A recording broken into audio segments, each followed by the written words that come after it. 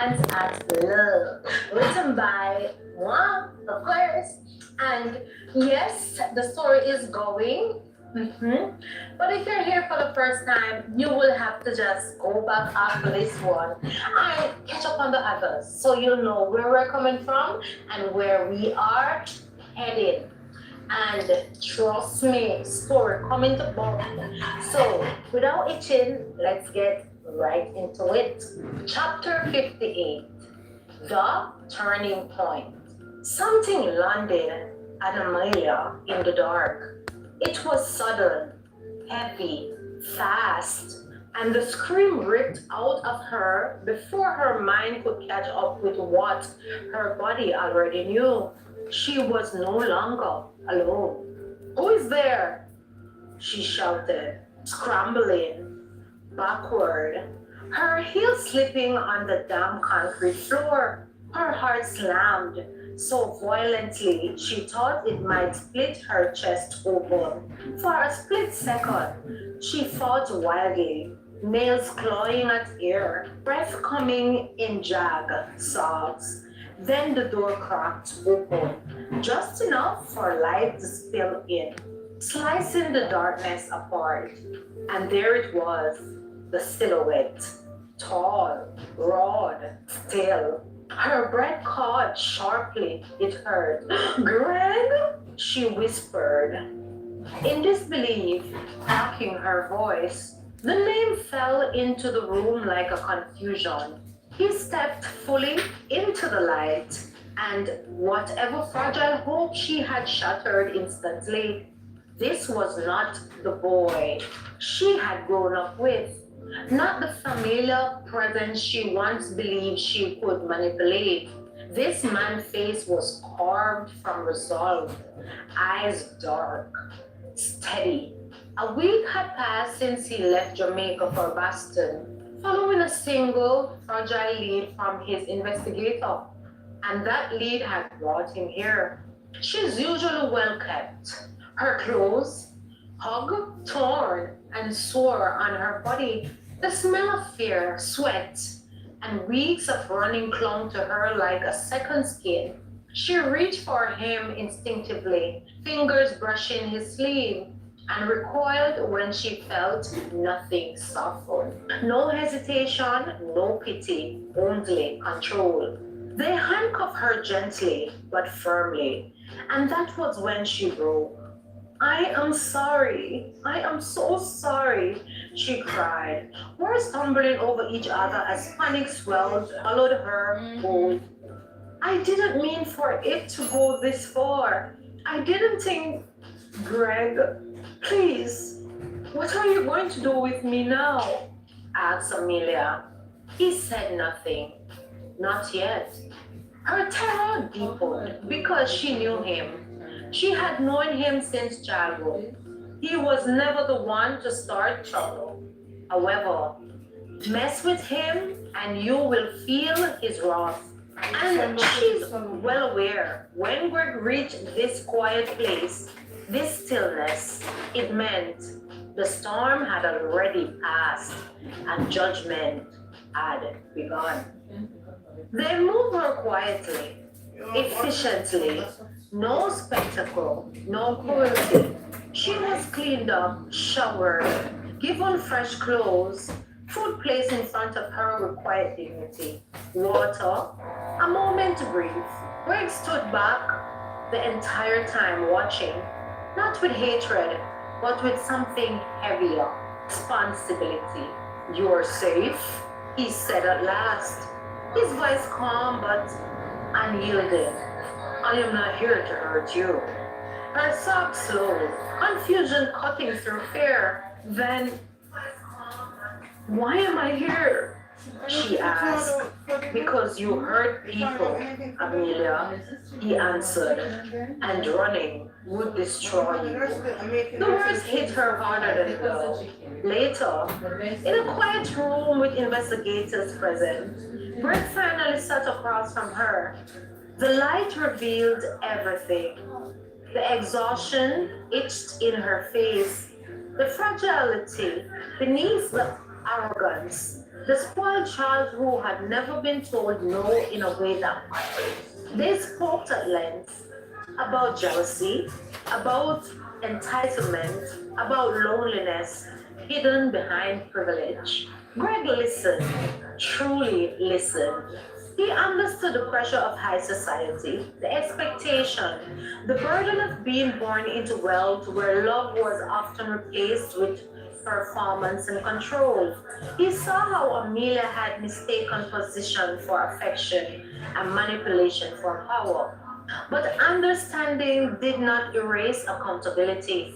This isn't punishment, Greg said quietly. It's intervention. He made it clear there would be consequences, therapy, accountability, separation from the environments that fed her, delusions, no more protection through status, no more unchecked access to people's lives. This is a lesson that might save you, he told her, or the one who you finally refuse to learn. It's your choice. For the first time, she had been stopped. Greg stepped outside and made a call. Amara answered on the second ring. They found her? She asked softly. Yes, he said. She's alive. She's safe. There was a pause. Then Amara said, what are you going to do? Greg closed his eyes for a moment, feeling the weight of it all. The love he protected, the past that had chased them, the line he refused to cross. What's right? He responded. For her, for us. Amora exhaled, relief and concern tangled together. Surely she's not your responsibility, Greg. And I want to tell you, come home. On the other hand, I know you will not feel at ease until you do the right thing. So do what your heart tells you and come on home, she whispered. I will, he responded. Behind him, Amelia sat alone, wrapped in borrowed clothes, staring at the floor, finally forced to face the cost of everything she had done. And though she had found her reckoning had only just begun, the turning point. Greg made the call himself. No intermediaries, no lawyers speaking in circles, just truth. Deliverance with the same calm gravity he had carried since finding Amelia. Her parents answered in fragments, shock, relief, fear trembling over each when they heard their daughter had been found alive. Her mother cried openly on the line, a sound Greg recognized as the kind that comes when terror finally loosens its grip. Greg told them plainly where Amelia was, what condition she had been found in, and most importantly, what he believed had to happen next. There was a long silence after he said the words, she needs help. The kind of silence that carries years of denial, reputation management, and unspoken guilt. Then the pleading began. Please, Greg, please don't involve the police. Not again. This would be the third strike. The press would destroy her. She would never recover from the shame. Arrest isn't the answer. We failed her. We know that now. But prison will finish what we have already broke, said Amelia's mom. Greg listened without interruption. When he finally spoke, his voice was firm but not cruel. I wasn't planning to call the police, he said. I was planning to stop this from ending in a grave. That's when the conversation shifted. Together they agreed on what accountability would look like without spectacle. An institution, a real one, not a luxury retreat disguised as therapy. Structure, consequences, healing that didn't bow to money. Greg worked with closely coordinated details. insisting on oversight and transparency. And soon after all was arranged, he placed Amelia directly into her father's care, looking him directly in the eyes and said, "Don't protect her from the work. Protect the work from being interrupted." Her father nodded, tears finally slipping past the composure he had worn like armor for decades. The exchange happened at the Jameses' house in Boston, a place now grounded in warmth and order. Everything Amelia's world had lost. Beneath its polished, Amora was there, standing beside Greg's mother, watching quietly as Amelia entered the room. Amelia froze when she saw her. Shame hit her so hard she physically staggered. Amara didn't rush forward. She crossed her arms slowly, eyes sharp, voice steady but unmistakably Jamaican in its fire. So Okay. Oh, Jay. this is where you end up? Never mind. Amara said, her tone slicing clean. After all the lies, all the wickedness, all the plotting like people is a toy. Amelia tried to speak, but Amara raised a hand. No. You listen now. You have no right. None.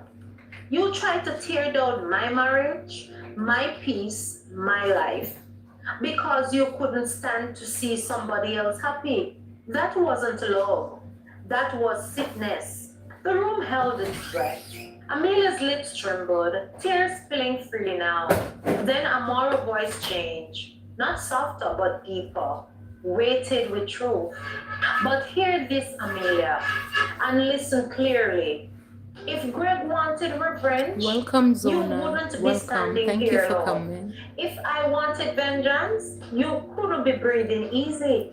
The fact that you are about to get help instead of handcuffs Welcome, is Bartural. mercy you didn't earn, but mercy also the sin. Amelia collapsed into a sob at that point. Thank you The for the sound thumbs up. raw and unguarded. Amara stepped closer then, placing a firm hand on Amelia's shoulder and continued to speak. Take the help, she said quietly. Let them strip you down to honesty. It will hurt, but if you survive that pain, you might finally meet the woman you were supposed to be. Amelia looked up at her through tears, disbelief itched across her face, not at the rebuke, but at the compassion that followed it. As Amelia was led away by her parents, fear and grief tangled inside her chest. Institutionalization felt like a sentence worse than prison. No illusions, no control, nowhere to hide from herself. Yet, beneath that terror was something familiar, relief. Someone had finally stopped her. Later, as her parents thanked Greg over and over, the weight of the moment settled into something final. Amelia was no longer Greg's burden to carry. He had done what was right, not what was easy. That night, as the house quieted and Baston's lights hummed, beyond the windows, Greg and Amara stood together in the kitchen, fingers loosely intertwined. There was no triumph in either of them, only closure. The night has fallen not with punishment, but with accountability, hard, merciful, and necessary, leaving the door open for healing, even if it had to begin behind locked walls. Chapter 59, Home, Harvest, and Healing. Several months have passed. Boston welcomed Amara with a cold that bit at her cheeks, and a sky the color of brushed steel. But the warmth that met her at the front door of the James home dissolved any thought of the weather. Margaret James had opened her arms before Amara could even finish stepping inside, pulling her into a huge maternal hug, unguarded and sincere. Welcome home, sweetheart, she said, and the word home landed in Amara's chest with a soft ache. She hadn't expected Harold stood just behind his wife, tall and dignified, but he smiled slower, but no less genuine. He took Amaro's hand with both of his and nodded once. We are glad you are here, he said. The kind of statement that carried weight because he was a man of few words. Greg watched the exchange quietly, something easing in his shoulders as he realized this. This peace was what he had been fighting for all along. For Amora, it was overwhelming in a way she wasn't used to. Not the house, though it was elegant and expansive. Her subtle markers of wealth that whispered rather than shouted. It was the affection. Surely, the James have come a long way in learning how to be more affectionate. The deliberate intention. The way she was seen and received, not as accessory to Greg's life, but as his wife, fully and unquestionably a part of their family. Thanksgiving arrived with the smell of roasted turkey and spiced apples, but Amara brought Jamaica into the kitchen. The moment she tied an apron around her waist, Margaret watched with curiosity as Amara moved with practice, confidence, seasoning, tasting, humming softly under her breath. I hope you don't mind if I add a little island spirit to the table, Amara said, with a smile that held both respect and playfulness. Margaret laughed delightfully. I was hoping you would. Soon the kitchen became a gathering place rather than a workplace. Harold wandered in, sleeves rolled up, asking questions about spices he couldn't pronounce. Greg hovered at first, content to watch, until Amara handed him a spoon and raised an eyebrow. Taste this and tell me the truth, she said. He did, eyes widening. This will outstage the turkey for sure, he admitted. Laughter followed easy, and unforced. Music found its way into the room, soft at first, then livelier. Amara showed them how to move to the beat, not formally, not perfectly, but freely. Margaret clapped along. Harold surprised them all with a surprising steady rhythm, and for the first time in a long while, Greg felt the past weeks loosen their gaps on his chest. Around the table, gratitude took on flesh. It was just for food, or comfort, for survival, for clarity, for the chance to rebuild. Joy without fear shadowing every corner. The visit stretched beyond a week, turning into weeks that allowed everyone to settle into a new rhythm. Harold, ever the host, extended invitations that turned their homes into a hub of familiar faces and shared histories. Ben, Michael, and Samuel came with their families, filling the house with conversations that spilled from medicine into memory, from professional respect into personal laughter. On the other hand, there was an unspoken agreement. No one mentioned Amelia. No one spoke of the chaos that had preceded this gathering. It wasn't denial, it was rest. The Andersons were intentionally not invited, not out of spite, but out of a collective understanding that healing required space unoccupied by reminder of harm.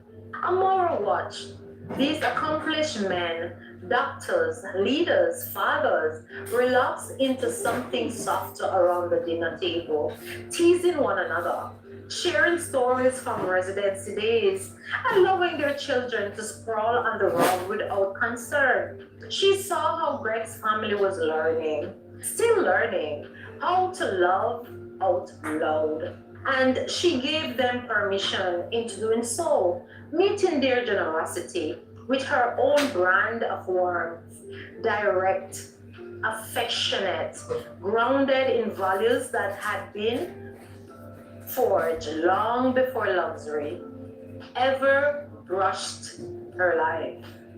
In quite a moment, Greg took Amara through the city, retracing paths he walked in other season of his life.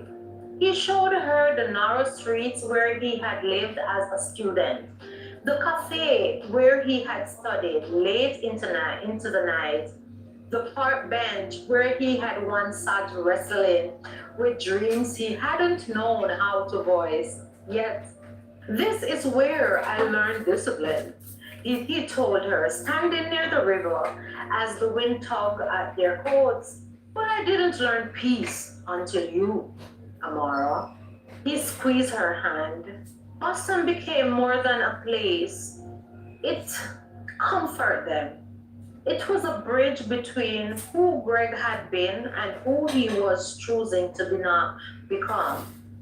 Somewhere else, behind structured walls and strict routines, Amelia was beginning her own reckoning, learning limits, confronting herself, stripping off the illusions that had once protected her from consequences. Now I do hope she finds peace and healing. Some chapters end with answers, others with healing, but this one ended with a choice.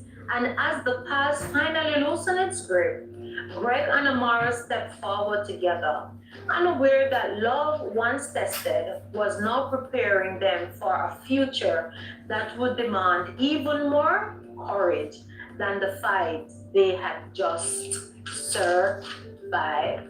And there you have it, guys. This week's episode. You have come so far in the video. Yes, remember to subscribe if it's your first time here and thumbs it up, man. Give it that like. Give it. All right, thank you. Appreciate you all, my darlings. Yes. So Philippians 4 verse 13, like I always say, I can do all things through Christ which strengtheneth me. So whatever you find to do today, do it to the best of your ability.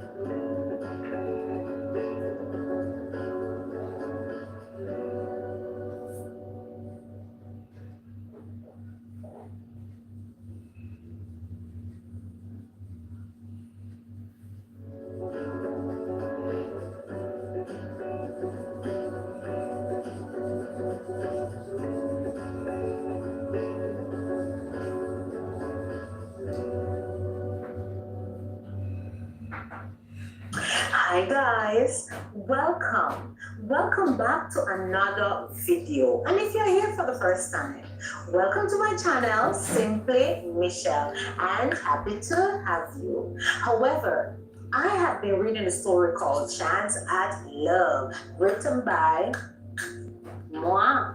There are several videos that you need to catch up on. So after this one, you can just rally back, catch up on the others, so you know where we're coming from and where we're headed. And yes, the story had thrown here, so without itching, I'm getting right into it. Chapter 60, When the Sea Goes Quiet. The Caribbean here hit them first. Warm, salted, familiar, wrapping itself around Greg and Amara. It's the moment they stepped out and breathed Jamaica back into their lungs. It was dusk, that soft in-between hour when the sky still held gold, but the night was ready, already leaning in. And for the first time in weeks, neither of them felt like they were running. The ocean hummed in the distance, steady and patient, as if it had been waiting for them to return and remember who they were beneath the noise. You see, Amara said quietly, slipping her fingers into Greg's, her voice carrying that gentle lilt of warm Jamaican tone that always grounded him. Love, why have you stopped speaking like this? Oh, how I love this accent of yours. Well, when I go into certain settings, I have to know that let your crowd know that look, I may seem simple and unorthodox, but I know who I am and I am versatile. Yes, but you know you have nothing to prove to anyone. Yes, I know, but I just love to change things up. All right, darling, said Greg and kissed her on the cheek. Amora continued speaking. This place know when you need it. Greg nodded, squeezing her hand. Feels like coming home for real this time, he said in agreement. They didn't announce their return. Word traveled the Jamaican way through aunties, through cousins, neighbors, and church friends. Till by the next evening, the yard at Grandma's place in Mandeville was alive again. Laughter spilled from every corner. Plastic chairs scraped against the concrete. Music drifted from someone's phone. Low at first, then louder when nobody objected. Pots clanged in the kitchen, and the scent of curry goat, fried plantain, and rice and peas and chicken wrapped itself around the house like a blessing. Grandma stopped in her usual spot, back straight, head wrapped neatly, eyes sharp despite the years. She watched them move through the yard together, Greg greeting people respectfully, Amora laughing freely and nodded to herself. Storms pass, murmured Grandma, to no one in particular. But sea still deepens, she continued. Our brother leaned against the gate, watching Greg with a grin that was half approval, half warning. His brother-in-law. Dr. Man, he called out. You survive with family yet? He asked. Greg laughed easily this time. Barely, but I'm learning, responded Greg. Good, her brother replied. Because round here, love no joke, he shouted. As the night settled in, the conversation shifted. Less about what had happened, more about what was next. New plans, small victories, shared prayers, genuine and sincere. The love and support from the community where Amaro was born brought healing without ceremony, support without spectacle. Later, when the yard had thinned and the music softened, Greg and Amara stepped away from the noise, walking slowly towards the edge of the property, where the sea breeze reached them again. The moon simmered across the water, what a vision. Calm on the surface, endless beneath. You feel it too, don't you? Amara asked. Greg exhaled. Ah, yeah. Like things quiet now, but not finished. Greg kissed the top of her head. His gaze fixed on the dark water ahead. He had faced chaos, confrontation, and consequence, and survived. But something in his chest told him this next season wouldn't come with villains, but announced themselves. It would test patience, leadership, faith, the kind of courage that didn't raise its voice.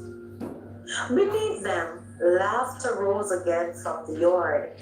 In front of them, the sea waited. Meanwhile, somewhere between the calm they had earned and the future they couldn't yet see, love stood steady, no longer fighting to survive, but preparing to grow.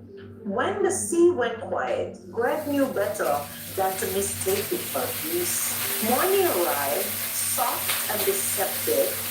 The water stretched, flat like grass. The meager breeze barely stirred the palm trees. It was a calm that lulled the fishermen into complacency and seasoned sailors into firm. Greg stood barefoot under the sun, watching the horizon. A familiar unease settled in his chest. Not fear exactly, but awareness. The kind that whispered, pay attention. Behind him, Amara stepped onto the veranda, wrapping her robe tighter around herself. "You're staring at the sea again, love," she said gently. "What's it telling you this time?" Greg exhaled slowly. "Something it's always telling me when it gets too quiet. I can't put a name on it, not yet." She joined him, leaning into his side. "That something's coming? Is that it?" she asked. He nodded. "Or that something is already here." They didn't let that feeling rule them anymore. That was the difference now. Where once they might have tightened, braced, argued, or overthought, they had learned to stand together in the quiet without flinching. Life had taught them enough storms to recognize that calm wasn't the absence of danger. It was often the pause before purpose revealed itself. They prayed together that morning, not loudly, not performatively, just hands linked, heads bowed, words sincere with authority. "God," Greg roared, voice rough with honesty, "we refuse to live afraid anymore. You have not given us a spirit of fear, after all, but of love and of power and of a sound mind. So help us to walk in your authority and power. Cover our relatives and friends under your precious blood." Amara swallowed, feeling uncertain of the right words to say, not fully surrendered as yet. She never had the urge to truly touch the Creator until recently. Fate had always felt complicated to her, tangled with rebellion, the questions no one ever answered properly when she was younger. Grandma had always believed fiercely. Her parents believed quietly, and Amara, she believed, you would say, cautiously. But now, coming to the realization that the Creator is real, she is determined to make the right decision, even though she's still a bit unsure. "Cover us, God," she added softly. "Even if I don't understand your will for our lives as yet, Lord, walking with you, I have never been one to truly pray out loud. Yes, I have always believed that there is a Creator, and we have come from a supreme being. However, forgive me for my lack of knowledge, but I sense this urgency to seek after you now. I'm asking you, be patient with me, Lord, and give me the love for the things of God, because though I don't deem myself to be a monster, I know that my ways are unorthodox. But I want to walk in your ordinances. But first, reveal yourself to me. Show me who you are. And can we start by you truly teaching me how to pray? I find it difficult to let go of my will, but I truly want to, you're God, so you know I do.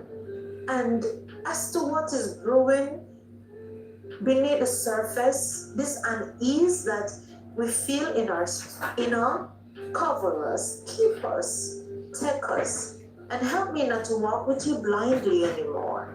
In Jesus' name, I ask and I do pray. Amen, said Amara. As she closed her prayer, Greg squeezed her hand. He didn't rush her. He never did.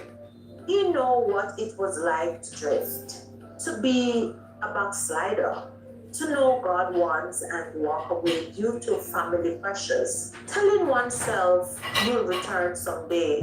He was only finding his way back himself, less with sermons, more with surrender. They chose faith the same way they chose each other, deliberately, imperfectly, without pretending. Life carried on around them, vibrant and unapologetic. The community rocked itself close as if sensing that something precious needed guarding. Grandma visited often, sitting in her favorite chair humming old hymns while Amara painted nearby. Sometimes she would pause and say things that sounded simply but profound. Quiet sea don't mean empty sea, she said, tapping her finger against her temple. It means God working under the surface. Amara listened and smiled. She know her grandma. She's used to her outburst of profound words. And what do you call them? I think some people call them parables. She think to herself and smiled. When days stayed full, his practice thrived, but the workload felt heavier now, not in a burdensome way, but in responsibility. He saw more than just patients with symptoms lately. He saw patients of all kind of complaints, stress, secrets, exhaustions. He even listened longer than usual, prayed more. Even sometimes he will witness to them and tell them about the Lord and the scriptures to encourage their spirits. He wasn't just a doctor anymore. He was becoming a steward slowly but surely, whether he wanted that title or not. Amara's art shifted too. Her colors are softened, then deepened. Blues layered, calm on the surface, creating the illusion of movement underneath. Clients noticed. Critics overseas called it evolution. Amara called it looking the truth in the face. At night, when the world slowed, they talked about faith, about fear, about the strange sense that life was gathering itself around them, preparing them for something unnamed.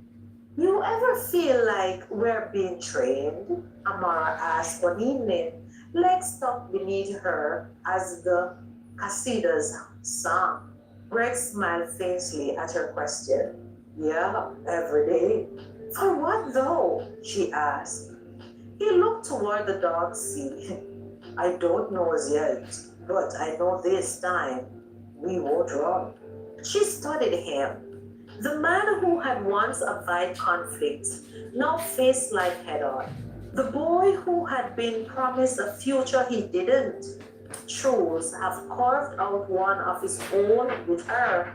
And somehow, in all of that, he was finding God again, not in fear, but in trust. Amara felt a sudden shift. Her arms carved with cold warmth. Not a conversation, not yet, but a softening, a willingness. Maybe, she said quietly, faith is not about having all the answers. Greg met her gaze suddenly. It's about who you are working with, who you are truly walking with, and who is holding your hands while you are asking the questions, love. The sea remained quiet for days. After that, too quiet. Fishermen spoke in low voices. Grandma prayed longer. Even the dogs seemed reckless at nights. But Greg and Amara refuses to let unease steal their joy. They laughed louder, loved boldly, pray honestly, living without apology. Chapter 61. When the ground gives way. Disasters never announce themselves. They arrive disguised as ordinary days. The morning started with sunlight and routine. Greg tightening his watch strap. Amara rinsing her paintbrushes. The radio humming soft in the background. Then the phone rang. Not loudly, not frantically, just once. And somehow, that single ring changed the air in the room. Amara answered. By the time she shouted, Greg! The color had already drained from her face. Mandeville had been hit overnight. Restless rain, swollen gullies. The earth saturated beyond mercy. A section of the hillside collapsed just before dawn, tearing through the lower end of Grandma's community. Homes cracked, roads disappeared, power lines went down like thread being snapped, and Grandma, strong, unshakable, had been inside when the ground decided it could no longer hold. She's alive, Amara said quickly, breath uneven. She's alive. But the house, Greg, the house is gone. There was no debate, no delay. Greg was already reaching for his keys. They drove north through rain that hadn't quite finished apologizing. The closer they got, the heavier the silence became. This was not about them. It never was. That's what made it urgent. When the people who helped you shape your life is hurt, you don't calculate, you move, and you move quickly. Mandeville looked wounded. Mud clung to everything. Shoes sunk where sidewalks used to be. Neighbors moved in unity, passing water, lifting debris, calling names into breathe. Lost didn't isolate them, it fused them. They found Grandma sitting on the borrowed chair under a chapoly, wrapped in someone else's sweater, her hands muddy, her back straight. When she saw Amara, she smiled. Look at God, she said softly, still keeping me. Even with a smile on her face after all that she had just been through and have lost. Amara broke then, fell to her knees, arms tightened around the woman who had once prayed storms away with nothing but her face and a steady voice. Greg stood behind them, swallowing the knot in his throat. He had faced illness, blood, death, but seeing the one who had warned them about quiet sea sitting homeless under a torn sky shook him deeply and differently. The house was beyond saving. Years of memories buried beneath the soil and broken words. Thank God no one was no one had lost their lives and her important documents were all saved. Nevertheless, photo albums, along with priceless memorabilia, have been destroyed. The old antique rocking chair that never complained, that Grandma loved so much, have now gone. Grandma watched it without bitterness. Things can be rebuilt, she said. People can't. To God be all the glory. We are alive to tell this story, said Grandma. Greg moved into action like instinct. Medical stage first, checking the elderly, treating cuts, in panics. He didn't announce himself as a doctor. He just carried on keeping his identity on the low. Everyone addressed him as Amara's husband. Amara followed her husband, organizing supplies, calling contacts, painting signs for donation points with hands that trembled but didn't quit. Meanwhile, her brother and dad cut and cleared broken trees and branches. Her mother Hazel was overseas for a visit, visiting her side of the family. She also jumped into action over in England after hearing the news of what had happened to her community, organizing help for the affected persons back in Mandeville. Hazel was relieved to know Grandma was okay. However, she still can't believe the mansion filled with memories and so much love was no more. She knew it was an old building passed down to generations. Nevertheless, after all, it was their home. By nightfall, exhaustion set in, but so did resolve. They arranged temporary housing, pulled favors, made calls. Greg coordinated with relief teams, Amara stayed close to her grandma, listening, listening as she processed loss, not with anger, but with reverence. Sometimes, Grandma said quietly, God don't shake the ground to punish. Sometimes He do it to wake us up.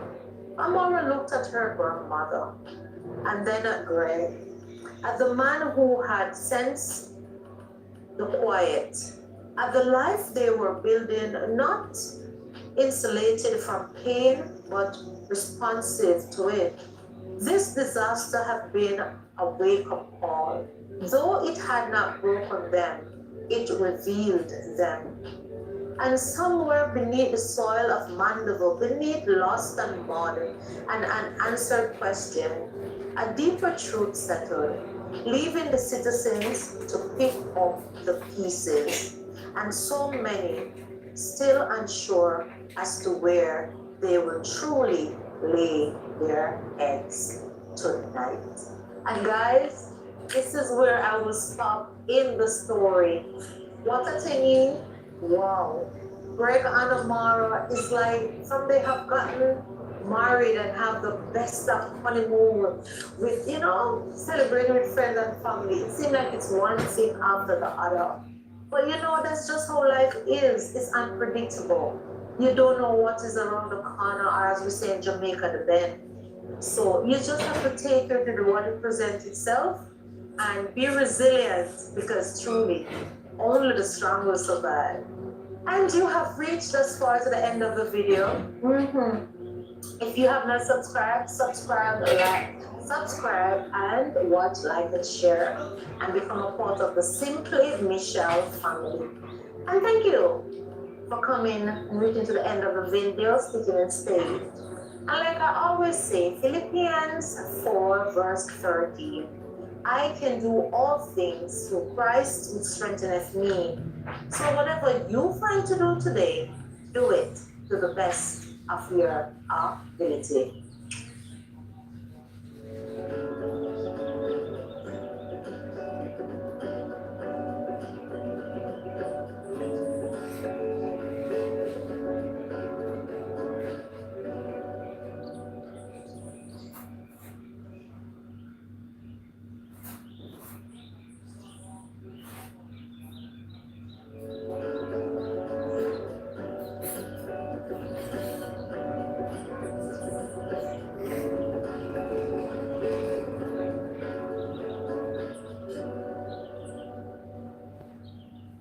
Hi guys, welcome back to my channel, Simply Michelle.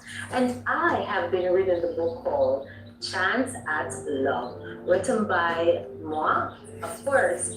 So if you're here for the first time, there are previous videos that after this one, you may want to rally back, catch up hand, so you'll know where we're coming from and where we're heading with the story. Yes. So last time we saw where the disaster have really destroyed Amara's grandma home and some of the residents in Mandeville, in the lower community. So without itching, let's get right into the story and see what's happening this week. Chapter 62, Rebuilding After the Quiet. The storm had passed, but the memory of it still lingered in the air like faint smell of rain that refused to disappear in the hills of Mandeville, where the breeze moved gently through the lignum vital tall trees. Greg stood on the veranda of the large Colonial-style home, the home where Carlisle had secured for him early on when he was having issues with his parents. The house sat safely on the upper side of town, untouched by the storm that had ravaged the lower communities. From the balcony, one could see the rolling hills stretching toward the horizon, peaceful now, almost as if the land itself was apologizing for the destruction it had allowed. Inside the house, Amara's grandmother rested comfortably in a wide wooden rocking chair near the open window. A soft blanket lay across her lap, and though the lines of worry had not completely left her face, there was a care and calmness there now. The calmness of someone who had survived something terrible and knew life had been spared. Amora knelt beside her, gently rubbing her hand. Excuse, Grandma, are you comfortable? The elderly woman smiled softly. Look comfortable, child. God is good. Him spare me. Him spare my life. House can build back anytime, but life is a different thing. She dipped into her Jamaican accent. Greg leaned against the doorway, watching them quietly. Even in the middle of chaos, Amora had a way of bringing peace into a room. And for the first time since the storm, Greg allowed himself to breathe. The house Carlyle had purchased not too long ago had now become more than an inheritance. It had become a place of refuge. For the time being, it was home. Outside, the doorway was alive with activity. Greg's SUV had been loaded and unloaded so many times that the dust of the road now clung permanently to its tires. Boxes of canned food, water, clothes, blankets, and medical supplies were stocked carefully along the side of the garage. Hazel had arrived back in Jamaica just 2 days earlier. Her voice could already be heard from the yard. Pedro, careful with that box. Careful, my man. That one have medicine in it. Pedro laughed from the back of the truck, seeing how her wife had been trying to speak patois. Still haven't mastered it. Then he said, Woman, me know what me a do. Me no drop nothing yet. Nearby, Amaro brother Marcus was helping sorting out packages. Volunteers from the community had already started gathering. The storm had torn apart houses, uprooted trees, and flooded an entire section of the parish. But it had not broken the spirit of the people. No. If anything, it had awoken something stronger, unity. Over the next few weeks, Greg and Amora had quietly turned their Mandeville property into a small coordination point for relief efforts. Greg's connection had begun to show their strengths. From Boston, his parents, Harold and Margaret, had mobilized support through their hospital networks and charitable organizations. Being highly respected physicians within Harvard's medical circles meant doors opened quickly. Crates of medical supplies had been shipped to Jamaica. Antibiotics, first aid kits, portable generators, water purification tablets, even mobile medical tents. Margaret had personally called Greg the night the shipment left. Get great, she had said gently over the phone. People take care of people. This is what family does. Greg had stood on the veranda that night, looking out over the dark hills when he replied, Thank you, Mom. Now, these supplies were arriving at the Kingston Wharf, and today the family was heading there together. The Kingston Harbor was alive with movement. Cargo cranes swung slowly across the sky while trucks rumbled across the concrete loading the docks. Amora stepped down from the vehicle, tying her curly hair into a loose bun as the salty breeze from the sea brushed against her face. Every time we come a walk, it feels like the whole Caribbean a move through here, she said with a laugh. Hazel nodded. True thing. It's though here plenty, you know, it's true here plenty blessing past the child. Greg shook hands with the custom officer who had been assisting them with the shipments. Morning, Mr. James, the officer said respectfully. Your containers have already been cleared. Greg smiled gratefully. Thank you. We appreciate the help. Nearby, Marcos whistled low as he looked at the stock cargo. Lord, all of this are for the community? Ever lost bath, responded Greg. Amara stepped forward, opening one of the crates. Inside were carefully packed medical supplies labeled from Boston. She paused for a moment, touched. Greg, your parents really went all out. Greg shrugged modestly. People help when they see others helping. Pedro clapped Greg on the back. Son, you know what me like about you? Greg raised an eyebrow. What's that? You don't just talk good, you do good. Greg chuckled softly. I had good teachers, he responded. Back in Mandeville, the rebuilding had already begun. Makeshift homes had been erected using zinc sheets, plywood, and salvage materials. Community members worked side by side. Young men hammered boards together while women cooked large pots of soup and rice under temporary tents. Amara walked through the neighborhood with a notebook in hand, speaking with residents and making lists of families still needing supplies. Hazel distributed clothing to mothers who had lost everything. Peter helped organize building materials. Marcus coordinated transport runs between Kingston and Mandeville. Greg had set up a small mobile medical station beneath a large tent where doctors from Kingston volunteered to assist using the supplies shipped from Boston.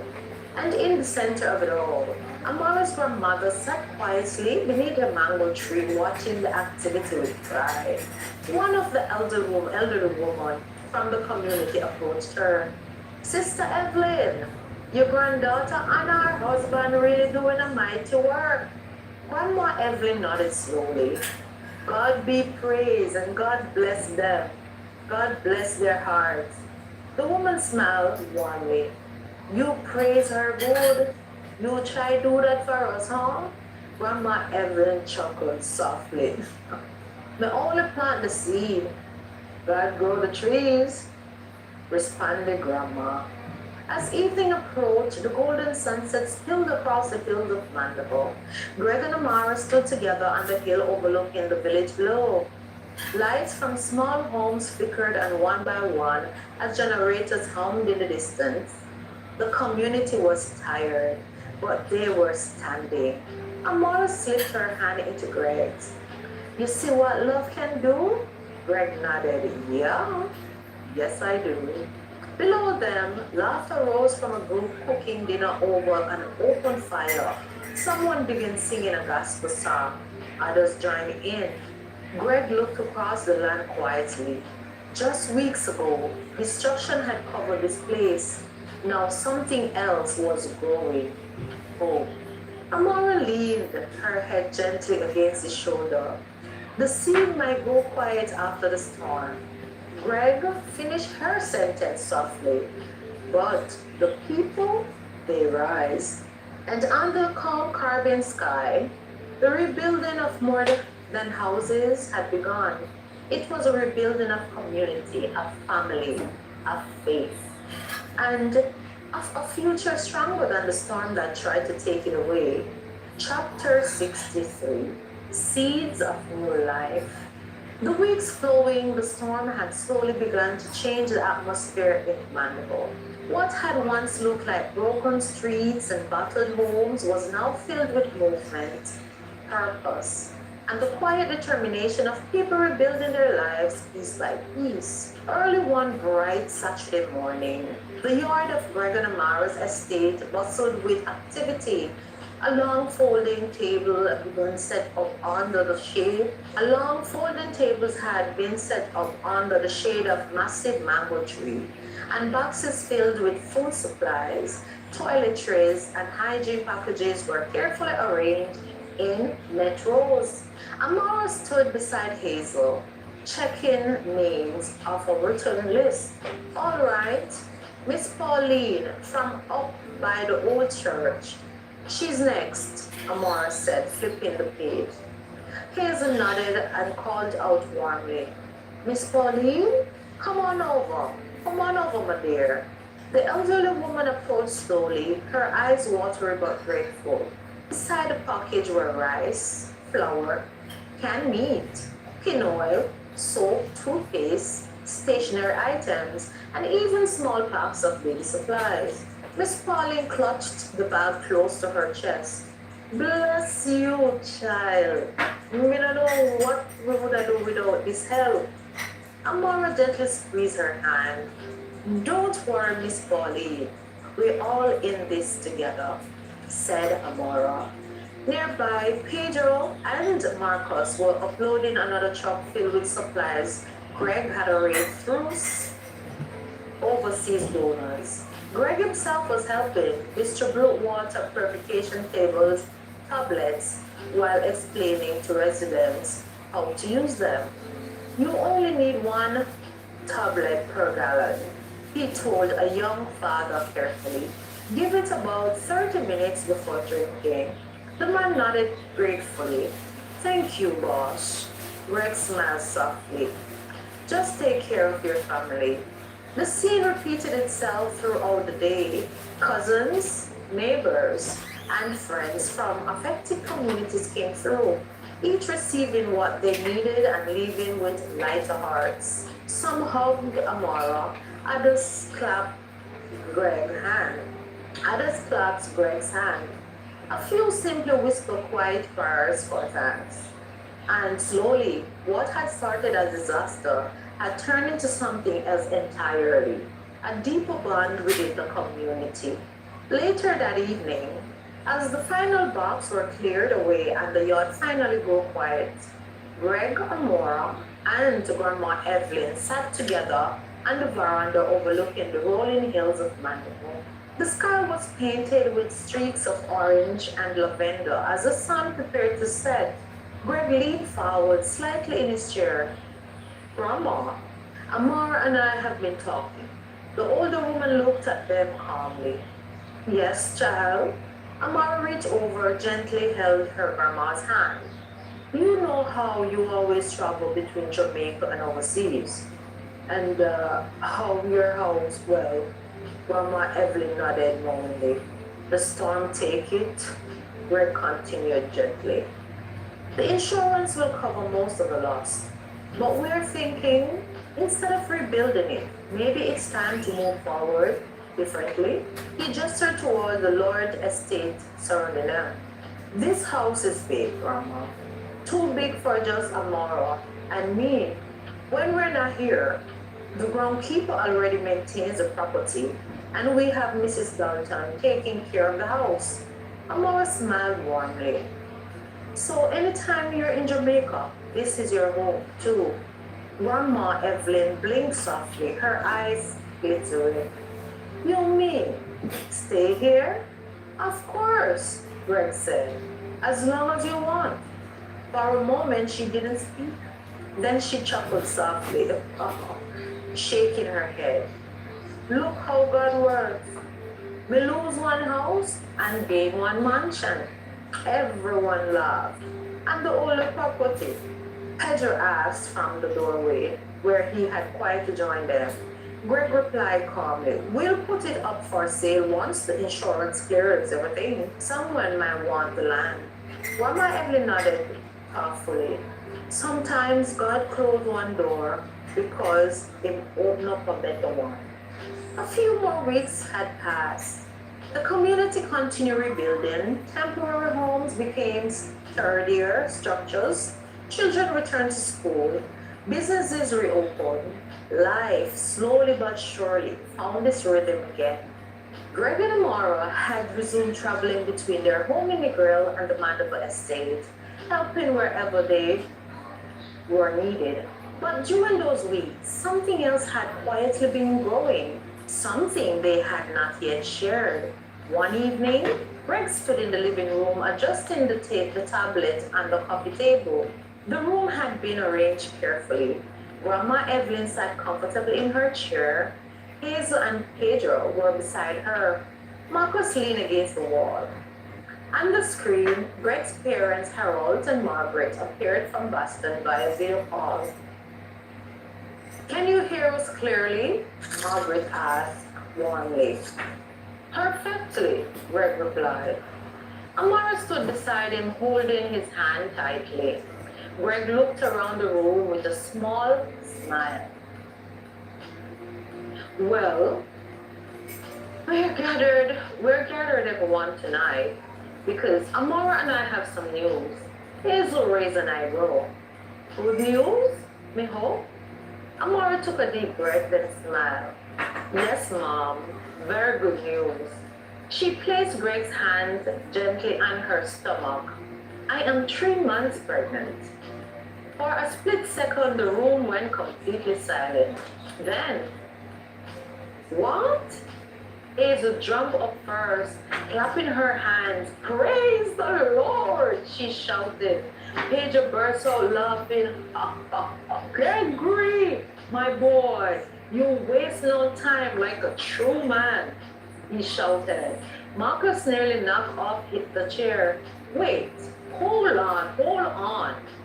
We're talking about one baby or Amara laughed through happy tears. Two! The room erupted. Twins? Marcus shouted. On the screen, Margaret covered her mouth in shock. Oh my goodness! Harold leaned closer to the camera, his face glowing with pride. My son, my boy! Grandma Evelyn slowly stood up, tears rolling down her cheeks. Lord, you're really blessing this family? She pulled Amara into a tight hug. My great grandbaby's coming. Greg wrapped his arms around both of them, overwhelmed with joy. Later that night, after the excitement had settled, Greg's phone rang. He glanced at the screen. It was his mother. He stepped onto the veranda to answer. Hey, Mom. Margaret's voice was gentle. There's something else I wanted to tell you, Greg. Greg listened carefully. Amelia is doing much better, she said. The therapy is helping. Greg leaned against the railing. Well, that's good. She asked something though, Margaret continued. She wants to speak with you and Amara. You know, to apologize. Greg paused. And Anthony has tried reaching out as well. Greg was silent for a long moment. When he returned inside, Amara could read the question in his eyes immediately. Who was it? She asked softly. My mom. He replied. Amelia wants to talk, and Anthony as well. Amara sat quietly thinking. A few months ago, the answer would have easily been hell no. But life had changed them. Fate had softened something deeper in both of them. She reached for Greg's hand. Take the call, she said gently. Are you sure? Amara nodded.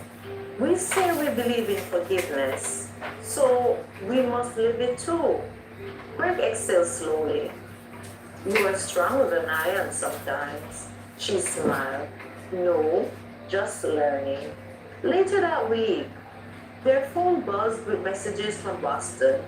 Ben and Tessa had heard the good news first. Tessa's voice came through on the video call filled with excitement. Twins? Amara, you are officially outnumbered. Ben laughed beside her. Greg grinned. How is my goddaughter doing? Little Alana popped into the camera frame. I am 3 now, she proudly declared. Greg chuckled. And Brent? Ben nodded proudly. He's doing great, growing up fast. Soon messages came from Ashley and Sam, from Julie and Michael. Congratulations poured in from every direction. Greg sat later that night watching the stars above Negro's coastline. Amara joined him, resting her head against his shoulders. Our world really changed, she whispered. Greg smiled softly. Yeah. He placed his hand gently on her stomach, and it's only just the beginning. Far away in the distance, the Caribbean Sea moved quietly under the moonlight. But this time, the quiet carried something new, hope, new life, and the promises of a future none of them had expected, but all of them were ready to embrace. And there you have it, guys. That's the end of the story for this week. What a thing! Who would have expected it? That after such disaster and everything, in the midst of it, it's brand new life. But I mean, think about it. Isn't that life? Yeah. It shows you a curveball and then it gives you a warm hug. That's life. Yeah, so you have reached thus far in the story. And if you're new, what are you waiting for? Subscribe. And thank you for coming this far in the video. And yeah, remember to comment, share, and like, and become a part of the Simply Michelle family, where we adjust each other as darlings. And like I always say, Philippians 4, verse 13. I can do all things through Christ, which strengtheneth me. So whatever you find to do today, do it to the best of your ability.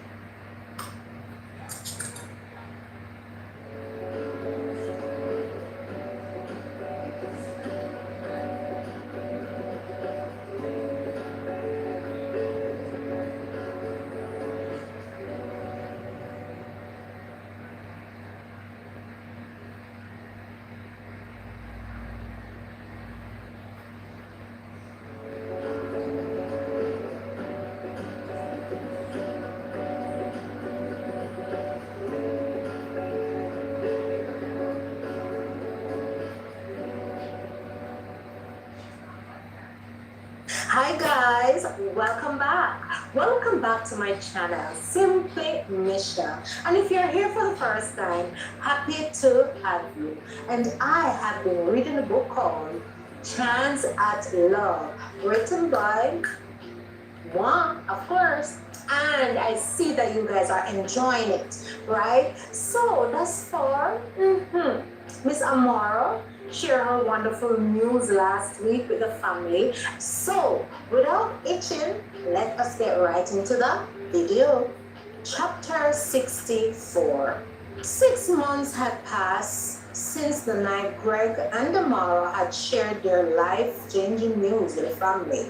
Time had moved forward in the gentle, steady way of life often does after storms. The community in Mandeville had grown stronger. Homes had been repaired, gardens replanted, and roads cleared.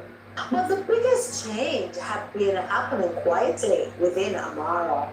Now, standing on the veranda of the Negro house with both hands resting on her full belly, she watched the sunset over the Caribbean Sea. 9 months, 2 babies. Any day now. Behind her, Greg stepped out with 2 glasses of fresh coconut water. "You're supposed to be resting," he said softly. Amara smiled. "I am resting. Watching the sea is resting, isn't it?" Greg handed her the glass and looked out at the horizon. For a moment, neither spoke. But both of them knew the conversation that had been building for weeks. Greg finally exhaled. "Amara, we need to talk about something." She turned slowly. "I know," she said. They moved to sit on the outdoor porch, the warm breeze brushing across their skin. Greg leaned forward, elbows on his knees. "You love Negro," he said gently. "So do I. This place, the clinic. We built something good here." Amara nodded in agreement. "The practice is thriving.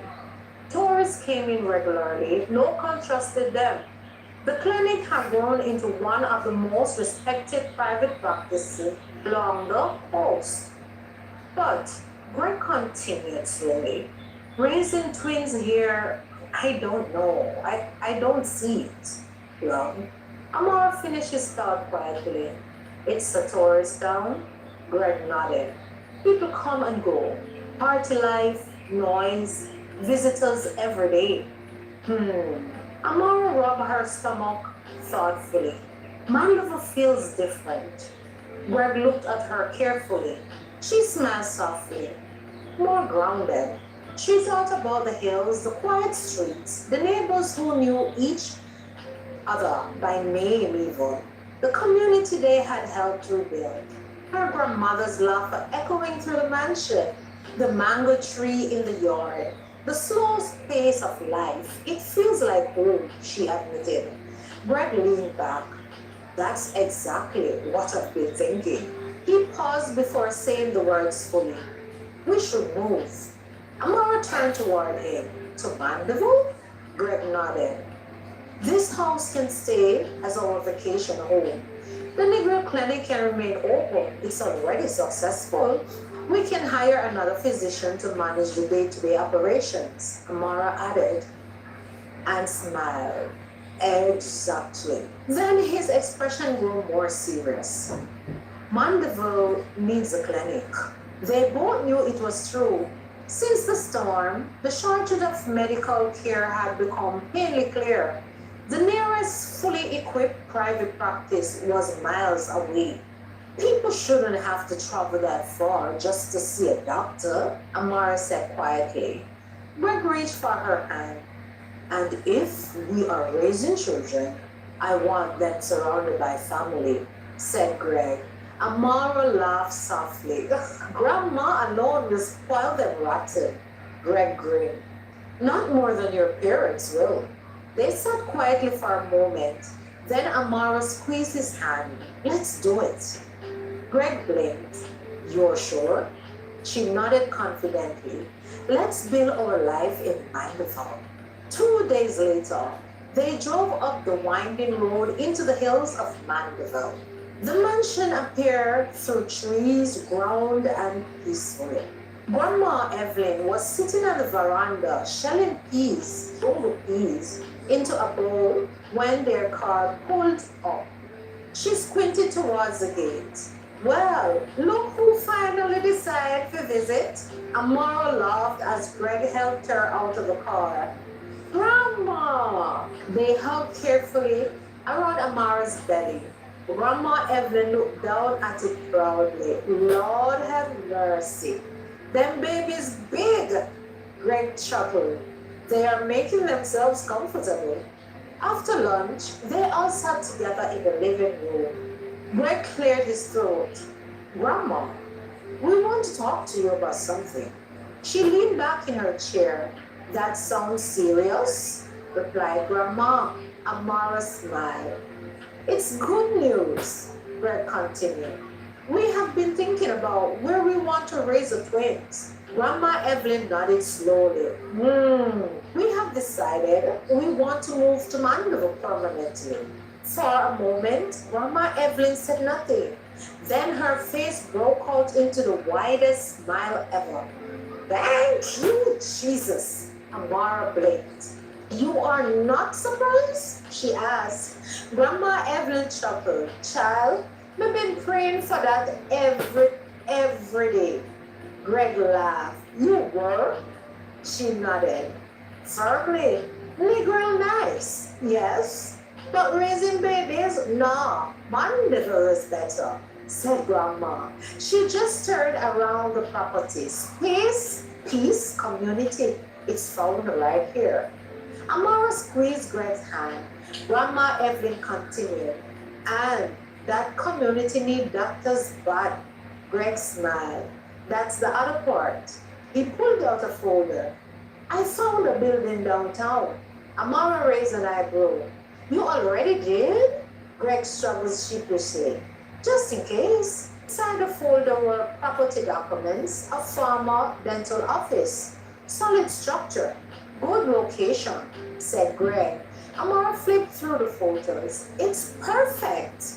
Greg smiled. I already put down the deposit, so it better be. Grandma Evelyn clapped her hands together. Lord, things moving fast. Harold leaned towards eagerly. More news? Greg nodded. Yes, we are moving to Mandeville. Margaret blinked. Oh, we are going to open a clinic. Amara explained. The community really needs one. Harold's face lit up. That's incredible. That's incredible. Margaret smiled proudly. We are so proud of you both. Then Harold added suddenly, your mother and I were actually thinking, Greg raised an eyebrow. Thinking what? Harold smiled mischievously. Coming down to help? Amaro laughed. Really? With the babies? With the clinic? Greg stared at me. And someone has to make sure you're getting sleep with two newborns, Amara. Greg laughed. We'll love that. The next several weeks were a whirlwind. Moving trucks, boxes, furniture, friends and cousins showing up daily to help. Amara sat on the veranda, directing operations like a queen general. Pedro, not that room. The nursery is upstairs. Pedro laughed. Yes, boss lady. Hazel teased her. Look how she ordering everybody around. Amara smirked. Yes, mother. Someone has to. Her mother gently placed a pillow behind her back. You should be rested. I am rested, Mom. You are supervising. That counts. Marcus carried crates upstairs. Greg assembled changing tables. Pedro installed curtains. Hazel organized baby clothes. Grandma Evelyn simply watched the chaos happily. My house had never been so lively before. Meanwhile, downtown the clinic, transformation had begun. Community members volunteered to repaint the building. Greg stood amazed as people he had helped months earlier now worked alongside him. Fresh white paint covered the walls. New flooring was installed. Medical equipment arrived in crates. One afternoon, a large truck pulled up unexpectedly. Greg stepped outside. Delivery for Dr. Gregory James. Greg frowned. I didn't order anything. The driver handed him the paperwork. Beside were state-of-the-art diagnostic machines, surgical lights, exam beds. Greg immediately called Boston. Dad, what did you do? He asked. Harold laughed on the other end. Ho, ho. Consider it an investment, son. Greg shook his head in disbelief. You didn't have to do that. I wanted to, so Harold's voice softened. You are building something important. Greg swallowed the emotion in his throat. Thank you. Thank you, Dad. Within weeks, the clinic was ready. The sign outside read, Mandeville Community Medical Center, Dr. Gregory James. The entire community came to see it. People hugged Greg, others thanked Kamara. One old farmer said simply, Doctor, we finally have somewhere to go.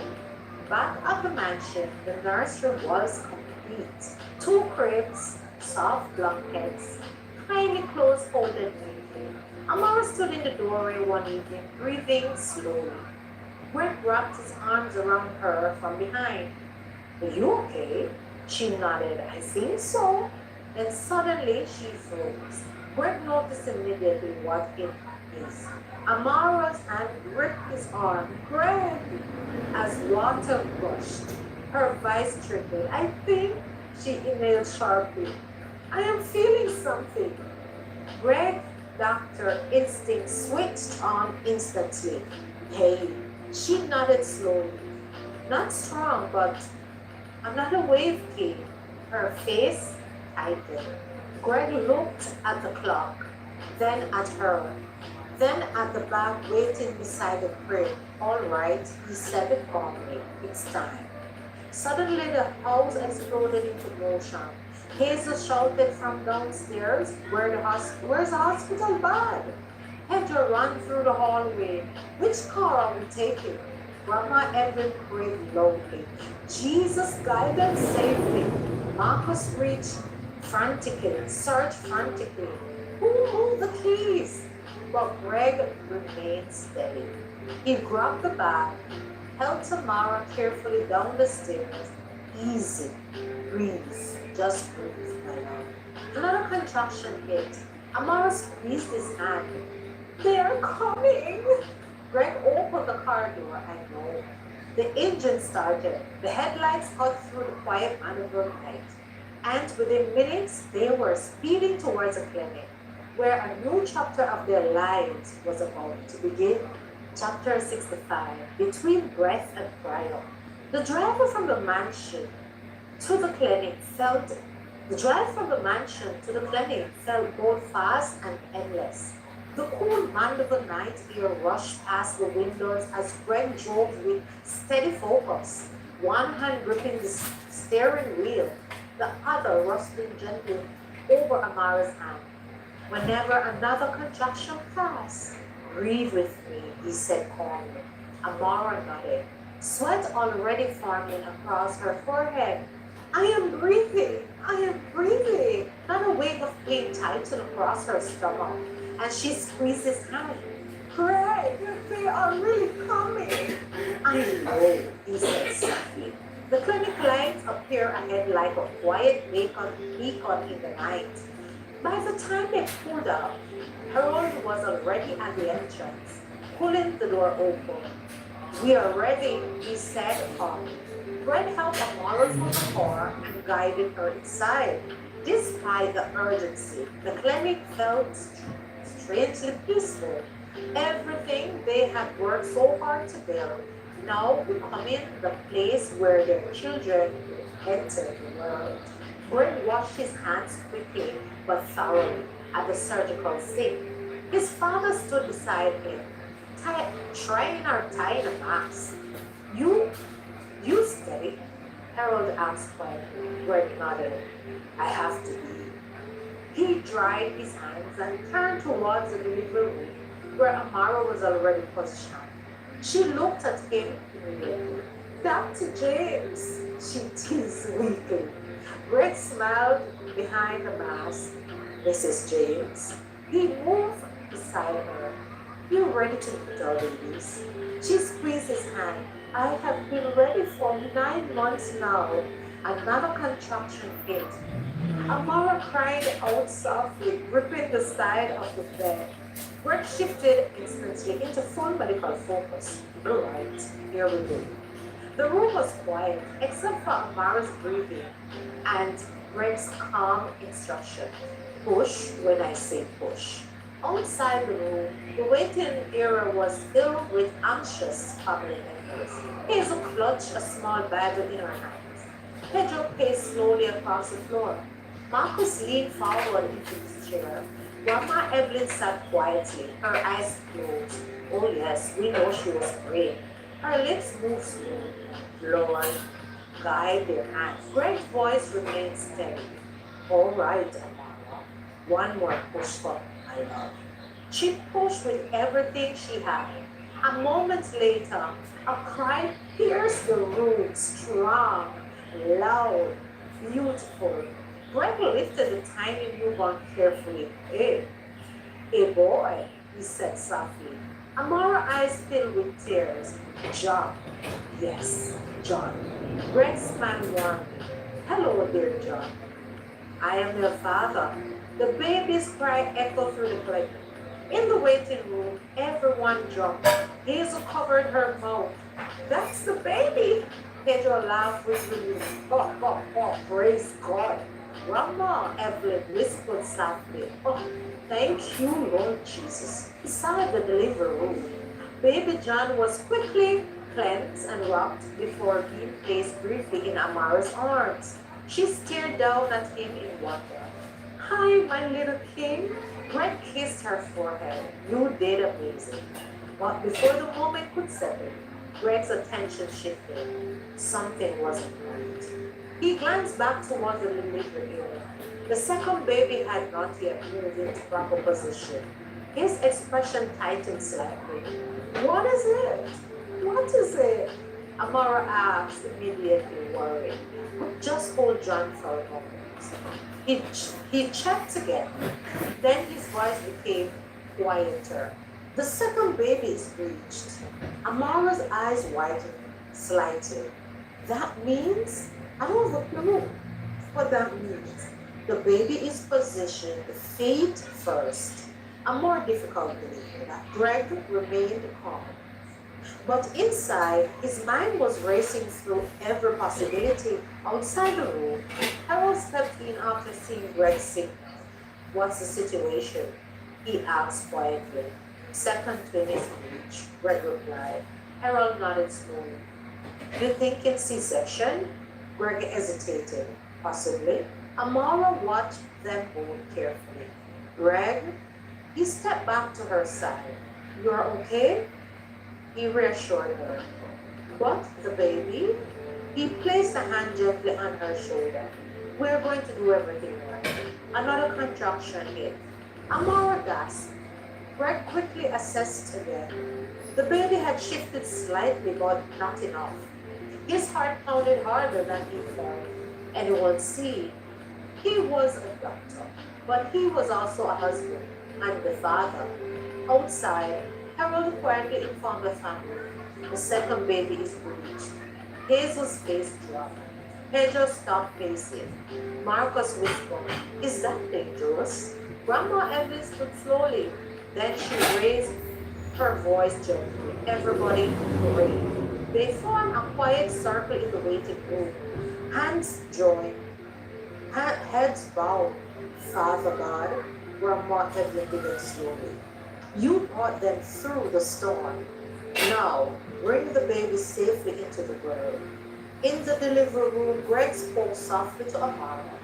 You are doing incredible work. She squeezed his hand. Just tell me what to do. Not a contraction. Greg examined again. The baby was still breached. Attempt carefully assisted delivery or prepared for emergency surgery. He looked into Amara's eyes. Amara, the baby's name. She whispered through pain. It's Rachel. Greg nodded. Rachel? Not a contraction hit Amara. Amara cried out. Greg steadied her shoulders. Stay with me. She breathed deeply. Is she okay? Greg didn't answer immediately. Instead, he whispered quietly in his heart, Lord, guide my hands. Then he looked up again. All right, he said calmly. We are going to bring Rachel into the world. Outside the living room, the family waited in tense silence. Kenneth stretched painfully. Hazel whispered, why so long? Pedro rubbed his hands nervously.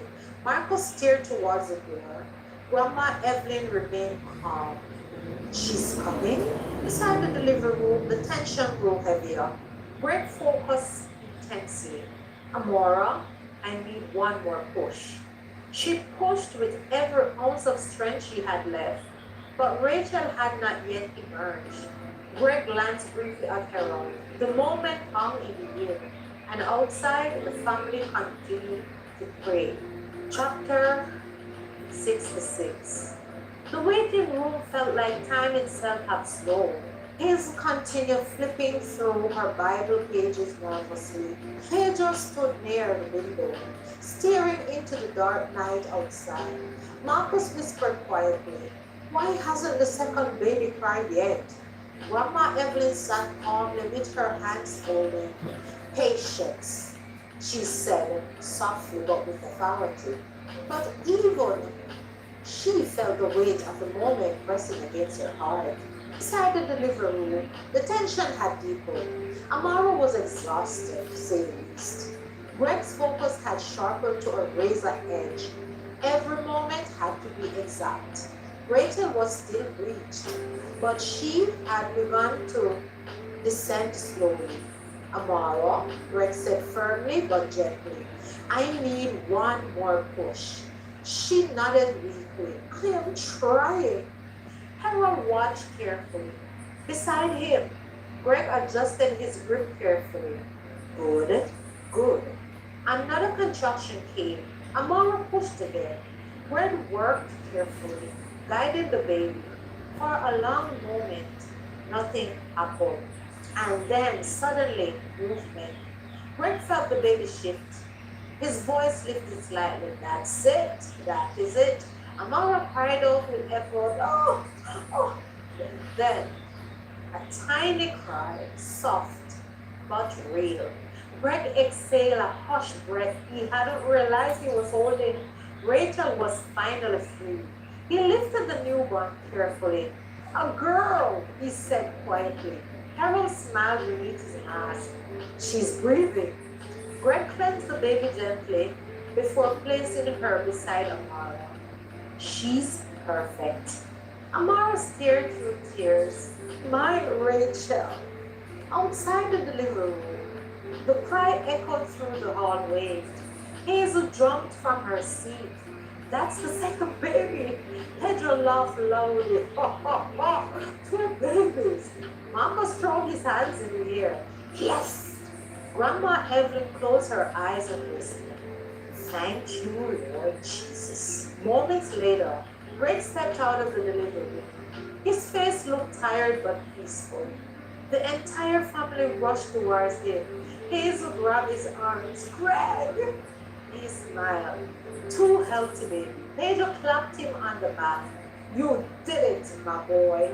Greg laughed softly. Amara did, he said. Grandma Evelyn stepped forward slowly. And the babies? Greg eyes softened. John and Rachel are both doing well. Tears rolled down Hazel's face. Praise God! Greg looked back towards the delivery room. And Amara? Marcus asked carefully. Greg smiled gently. She's resting. The family finally relaxed. The storm had passed, and two new lives has just begun. And guys, this is where we take a pause for this week. Ah, what a blessing. What a thingy. Oh my God. Rachel really sent up her mom, her parents' blood pressure. I think the whole family blood pressure, to be honest. However, that's it for this week's story. And if you have come thus far to the video, thank you. And what are you waiting for? Subscribe. Yes, it's your first time. Subscribe, like and share, comment of course, and become a part of the Simply Mission family. And like I always say, Philippians 4 verse 13. I can do all things through Christ who strengthens me. So whatever you're going to do today, do it to the best of your ability. God bless you.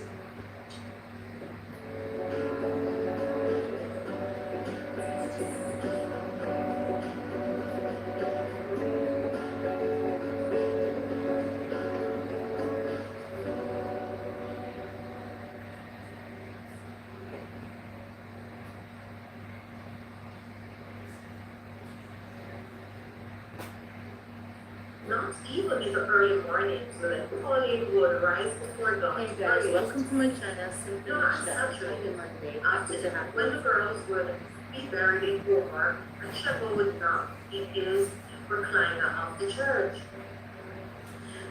This silence was different. It was heavy. It felt like grief had settled into the walls and decided to stay. Pauline stood at the kitchen sink, staring through the window. Though she was, she saw nothing. Her hands were in warm dishwater long after the dishes were clean. She kept scrubbing the same plate over and over as tears slid silently down her cheeks. Behind her, the clock ticked loudly. Tick, tock, tick, tock. Each second felt like a reminder of what had been lost. Her husband, her peace, her family, as she had known it. She had never imagined that betrayal would enter her home, not theirs. They were a couple everyone admired, a couple that prayed together, a couple that encouraged each other in their marriage struggles. Trevor was a good man, respected, trusted, loved. Now his name was Whispered. IJB, welcome, welcome. His name was Whispered, sometimes not. Polly closed her eyes. Lord, help me. It was not a dramatic prayer. It was barely a whisper, but it carried the weight of a broken heart. Tessa slammed her room door so hard the frame shook. Her twin sister Tamil sat quietly on the bed, watching her piece like a storm, ready to break loose. Tessa's eyes were red and swollen. She had not slept once since she found out. How could he? She burst out suddenly. How could Daddy do this to us? Tania swallowed hard. She didn't have an answer. She had been asking the same question inside her own heart, but she was afraid to let it out loud. He ruined everything, Tessa continued. Everything was fine. We were happy. Now everybody at church looking at us like we are some kind of disgrace. Tanya looked down at her hands. She remembered the day they found out. The hushed voices, the tension, the way their mother tried to hold herself together, but could not stop shaking. It felt like their childhood had ended in one afternoon. Tessa stopped pacing and looked at her sister with pain-filled eyes. I don't even want to see him again. Those words cut deeper than she realized because Tamil still did. Trevor sat in his small rented room staring at the ceiling. The pain was fading. The fan squeaked as it turned. Outside traffic noises drifted through the walls. Nothing about this place felt like home. He thought about Colin's cooking, about Tessa's laughter, about Tania's quiet hugs. He thought about Sunday mornings, wearing his suit, greeting people at the church doors, feeling useful, respected, chosen. Now he felt like none of those things. Now he felt like a failure. The phone lay beside him on the bed. He had picked it up and put it down at least 20 times. He wanted to call. He wanted to apologize again. But what more could he say? Sorry didn't fix broken trust. Sorry did not erase shame. Sometimes, in the darkest hours of night, Trevor found anger rising in his chest. God, why didn't you stop me? The question scared him. He had never spoken to God like that before. But faith changes people. And guilt can make a man feel abandoned, even when heaven is still watching. Pauline's quiet war. Pauline knelt beside her bed. Her knees hurt. Her back ached. Her heart felt like it had swung out like a wet cloth. But she stayed there. This was her battlefield. She prayed when the girls were asleep. She prayed when they were at school.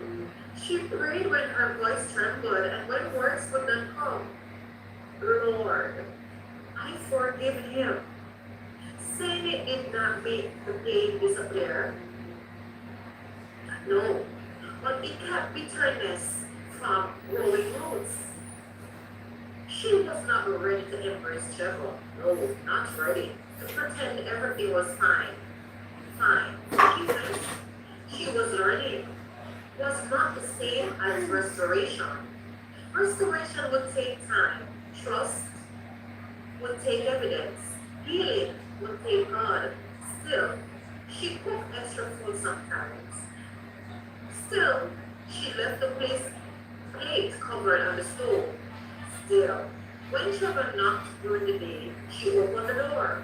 She did not smile, but she did not turn him away. Because somewhere deep inside, God would still believe, a truth she refused to let go of. God was not finished with her husband as yet. No, he wasn't. And I'm taking a break to welcome everyone. Thank you for coming in. Appreciate you coming in. God bless you. God bless you. Hidden roads and open roads. Camille began walking a different route home from school. It was a long walk. It took her past a small park where the swings cracked in the wind and and the grass grew uneven. At the far end stood an old wooden bench beneath a mango tree. Most days it sat empty, except now. Trevor waited there with numerous hands and tired eyes. Hmm. The first time she saw him sitting there, her heart had nearly opened. She had almost turned and run, but something inside her, something soft, some and the aching made her stay. Hi, Daddy, she had whispered. Those two words had broken him. Now it had become their quiet ritual. Yes, they spoke about school, about small things, about memories. He never asked about Tessa. He was afraid of the answer. Tennille never told her mother. She wasn't ready to be disobedient. Yeah, she wasn't. She was trying to keep, something alive. A thread, a thread that she believed God himself had not caught, not yet. But every secret carries a weight, and Tennille was beginning to feel it pressing down on her heart. The day Shane spoke the loudest. Trevor stood outside the church doors open one Sunday morning. He had not planned to come. His feet had simply brought him there. Habit, maybe, maybe hope, maybe, or desperation. Inside the cold, he felt real cold. He could hear singing, familiar voices lifted in praise. He remembered how he used to stand at the entrance, shaking hands, smiling, feeling like he belonged to something holy. Now when someone saw him, their smile faded. A man he had monitored, he had mentored, saw her walk past without speaking to him. Two women whispered behind closed hands. Another, he can't close the door gently but firmly. Not today, Sheva, he said. Not today. Sheva nodded as though he understood, but inside, something shuddered. He walked away feeling as though heaven itself had rejected him. By the time he reached his room, anger had replaced the shame. So this is forgiveness. Huh. He muttered bitterly. So this is love? For the first time in his life, Trevor did not pray that night. Pauline's strength is misunderstood. Pauline noticed the change in Tennille's before she noticed the cause. Her daughter had become quieter, thoughtful, sometimes smiling at nothing, sometimes looking burdened. One afternoon, she found a folded note in Tennille's uniform pocket while doing laundry. Same place tomorrow, said the note. Pauline sat down slowly on the edge of the bed. Her heart did not feel anger. It felt tired. That evening, she waited until the girls were asleep. Then she went into the living room, turned off the lights, and sat alone in darkness. Lord, am I losing my family piece by piece? Her forgiveness towards Trevor had been sincere, but endurance was harder than forgiveness. Endurance meant living daily with unanswered questions and unhealed wounds. Morning. She still prayed because prayer was the only place she felt she could lay down her fear. Tessa's fire. Tessa's resentment was no longer quiet. It had begun to show in her grace, in her tone, in the way she snapped at her mother for small things. She stopped going to youth meetings at church. One night during dinner, she suddenly pushed her plate away. I hate him, she said. The words hung in the air like smoke. Tennille froze. Pauline closed closed her eyes briefly before speaking. Don't let hatred live in your heart, baby girl.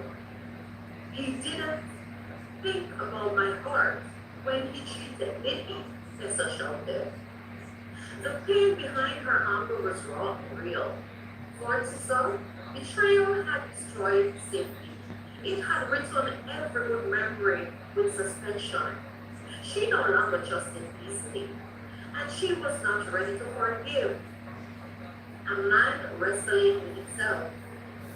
Trevor's struggle became more inward. At first, he blamed the church. Then, he blamed circumstances. Then, he blamed God. But, eventually, he began to blame himself. He would sit on the edge of his bed, replaying the moment he had made a choice that changed everything. It had seemed small at times, just a lapse, just a moment of weakness. Now, it felt like a lifetime sentence. Some nights he reached for his Bible, but could not bring himself to open it. Other nights he opened it but could not read. Yet something kept whispering inside him, "Go back." He needed to know whether that voice was memory, guilt, or grace. The visit. One afternoon, when the girls were at school, Trevor knocked on the door. Pauline opened it slowly. They stood there looking at each other like strangers who shared a class. She stepped aside and let him in. He noticed how clean everything still was, how the curtains he liked were still hanging, how his slippers were still tucked near the porch. "You can eat," she said quietly, placing a plate on the table in front of him. They did not sit together. They did not laugh. But when he finished eating and looked up, he saw tears standing in her eyes.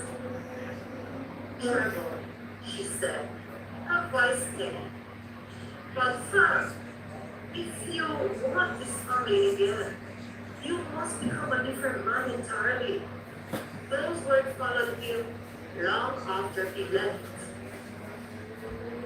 It happened on a rainy afternoon. Tessa had stayed late at school for extra classes. Pauline believed Teddy was with her. But when Tessa came home soaked and upset, the truth began to unfold. "Teddy wasn't there," she said. Pauline felt a chill move through her. That evening when Teddy finally returned, the confrontation was unavoidable. "What do you mean? You have been seeing him?" Pauline said softly. Teddy's eyes filled with tears. "I didn't want to feel alone." The simplicity of her answer broke something inside Pauline. Not trust, but resistance. Because she realized that her daughter's compassion reflected the way faith she herself had been clinging to. Still, the tension in the house deepened. Tamia felt betrayal all over again. Trevor felt guilty, multiplied. And Pauline felt the weight of holding everyone together, pressing harder than ever before. The beginning of change. Winter came quietly, so did small changes. Trevor started working longer hours. He stopped answering angry thoughts with more anger. He began standing outside the church during evening services, not entering, just listening. Sometimes he would lean near an open window just to hear the word. It was humiliating, but it was also healing, because slowly, painfully, Trevor began to realize something. The rejection of us. And though he still felt broken, for the first time since separation, he also felt whole. And while I take a pause here to welcome everyone, thank you for coming in. Thank you for the thumbs up. Thank you for still being here listening. Let's continue with the story. When Grace finds the photo, Polly no longer cried loudly. Now her pain had become quiet. The kind that lives behind tired eyes and slow movements. The kind that shows itself in forgotten meals and unfinished prayers. There were nights she fell asleep on her knees beside the bed. There were mornings she woke up wondering if faith was supposed to feel this exhausting. She still believed God would restore Cheryl, but belief was no longer fearing confidence. It had become a fragile whisper. One evening, she sat in the living room after the girls were asleep and stared at the family photographs on the wall. They looked like strangers now. Lord, I am tired, she said. For the first time, I don't know what to pray, what to say. Are you even there? Are you even listening? That admission frightened her, because Polly had always been the strong one. Teddy's breaking point.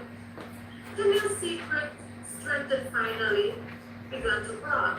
Trying to love her father while protecting her mother was tearing her in two. She felt like a bridge between two broken lands. One afternoon at the park, when she found Trevor sitting, his head in his hands. I don't know if God even hears me anymore, he said. Something inside me snapped. Then why don't you go back? She cried. Why don't you stop hiding and just go to him, Dad? Her voice trembled in frustration and love. That night she went home and knelt beside her mother for the first time in months. Mom, teach me how to pray for Daddy. I can't bear seeing him this way and you either. It was the beginning of her chosen forgiveness. Not because it was easy, but because she was tired of carrying hunger that wasn't hers. The nights outside the window. Revival week began at church. Music filled the streets every evening. Lights glowed late into the night. Testimonies echoed through the open doors. Shadows started coming after dark. He stood beneath a side window where shadows hid. He listened to preaching that felt like it was aimed directly at his heart. Night after night he came. Night after night he left before anyone could see him. Sometimes he cried silently. Sometimes he argued with God under his breath. Sometimes he almost walked inside, but fear stopped him. Still, something was changing. The bitterness that once filled him was being replaced by a deep, aching conviction. Tessa's collapse.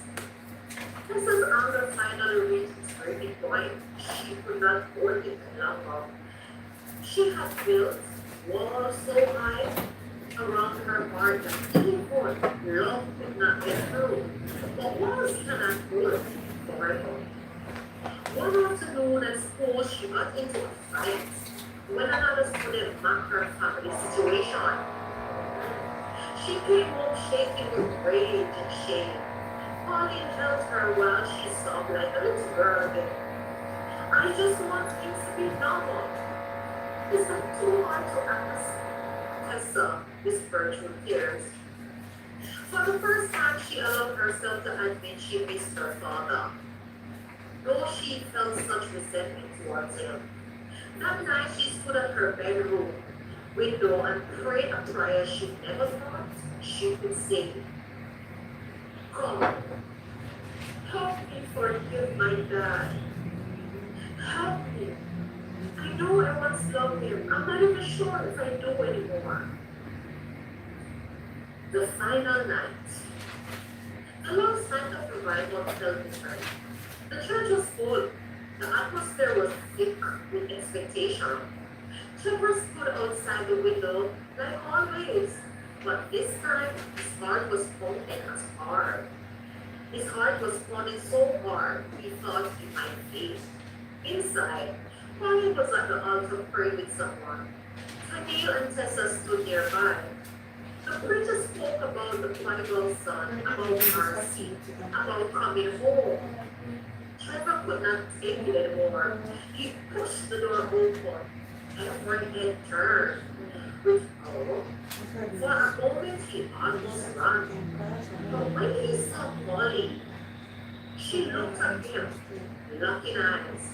Not with anger, not even with sadness. She looked at him with hope. Trevor fell to his knees at the altar and began to cry deep, shaking. Cries that came from years of pride and months of pain. I am sorry, God. I am sorry. Have mercy. Molly moved the first, then Camille, then Tessa, as they rushed to him. They surrounded him, laid their hands on him, and began to pray. Wife prayed for her husband, while the daughters prayed for their father as if their life depends upon it. Love broke through shame, praise broke through guilt, and in the moment, Trevor felt something lift from his soul. He was not abandoned. He was not finished. God still writing his story. Healing did not begin overnight, but it began that night.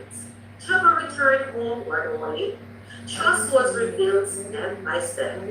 Tessa learned to love with him again and forgive her dad. Tanya no longer had to be hide and meeting in secret. Pauline's whole distance softened into quiet compassion. Months later, the same church that once closed its door opened its arms. Trevor stood at the pulpit again, not as a deacon, but as a man who understands the brokenness.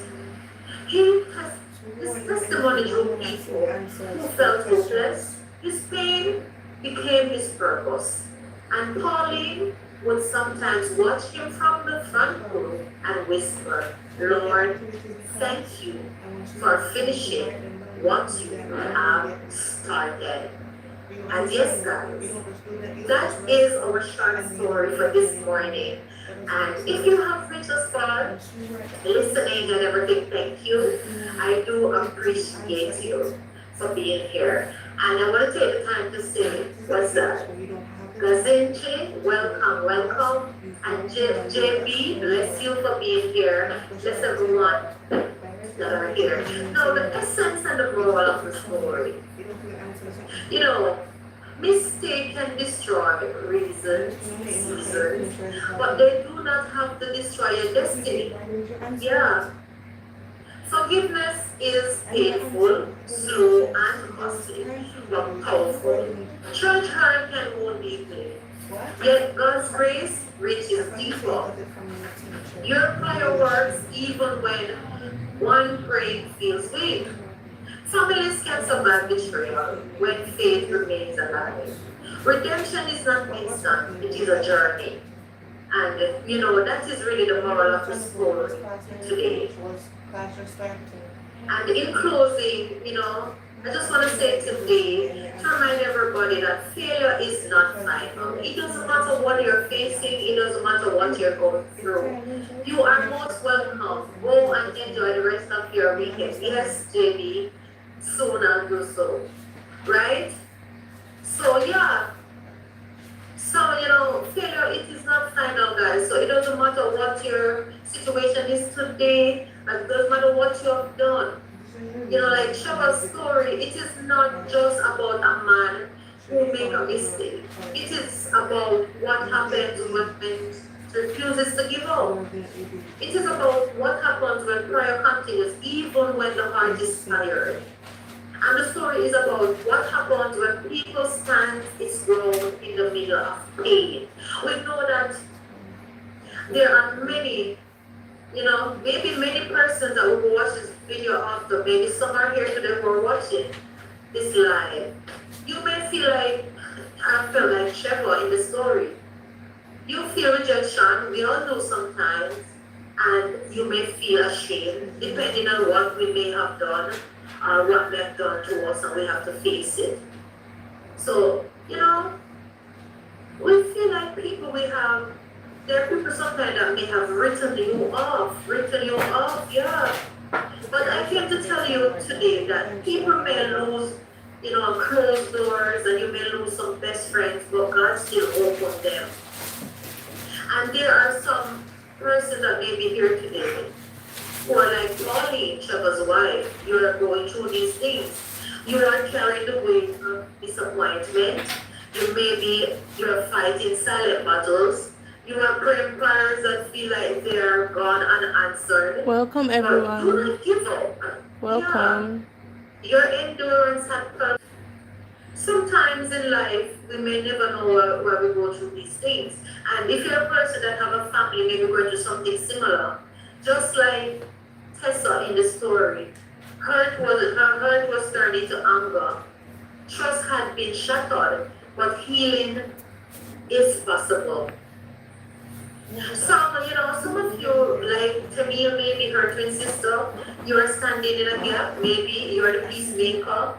You are choosing compassion when it would be easier for you to choose bitterness too, but you chose the opposite, right? So I'm telling you, this story, it really teaches us that redemption is real. That God is still in the business of restoring lives, restoring families, restoring purpose. If God can lift Trevor, oh my God, from shame to ministry, then He can lift you too. So today, do not walk away from home. Do not run from grace. And do not believe the lie that God, is through with you. Sometimes people will put you in sum you up and put you in a box and say, God done with him and God done with him. But don't let anyone put you in a box. Because just like this story today, He is not through with you yet. No, God is not through with you yet. And Philippians 1 verse 6, it says, being confident of this very thing, that He who begun a good work in you will carry it on to the completion until the day of Jesus Christ. Yeah, so be encouraged. Be encouraged. Even when others have given up on you, I just want to challenge you. Don't give up on yourself. Don't you dare quit. Don't you dare give up on yourself. I will say to you, if you're in a situation right now and you feel like this is it, I'm done. I'm done being good to people. I'm done praying because it seems like God is not here. No one is listening. You're going through this alone. You are not alone, guys. You are not alone. Sometimes we go through things, and that is the time when you feel alone. God is really carrying you and taking you that extra mile. And if you should stick it through, He built character in us.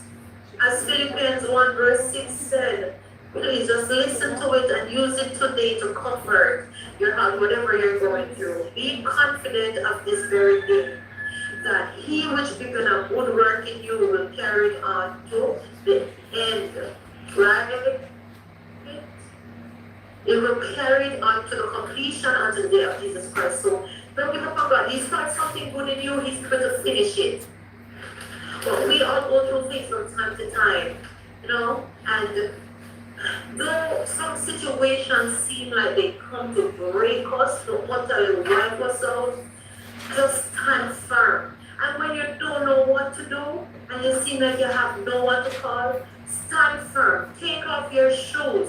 If you even have to go out in the open space of your yard, in the privacy, and grip that ground with your foot, just stand firmly as if you're gripping, like a wind is blowing, you just grip. And when you grip that ground, just call on Jesus. You don't have to shout. It's not in the shouting, it's in the sincerity of our hearts. Just grip that ground and say, Lord Jesus, help.